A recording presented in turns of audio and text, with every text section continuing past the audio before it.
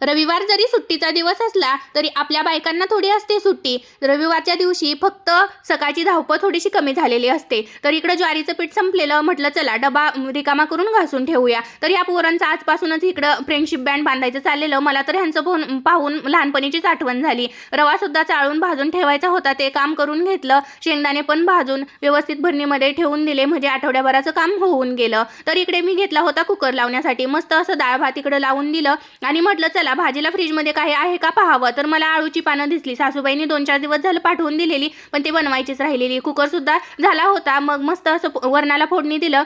माझं मस्त असं वरण भात सुद्धा रेडी झालं होतं. एक काम तर झालं होतं, आता भाजीची तयारी करायची होती. मग मी घेतलं इकडं आळूच्या वड्या बनवण्यासाठी. तर लगेचच मी इकडं मिरची, कोथिंबीर, लसूण सगळं मिक्सरच्या भांड्यातून काढलं. लागतंय तेवढं लगेच त्यामध्ये बेसन पीठ ॲड केलं आणि मला त्यामध्ये तीळ जास्त आवडतात म्हणून मी 2 चमचे ह्याच्यामध्ये तीळ ॲड केलं.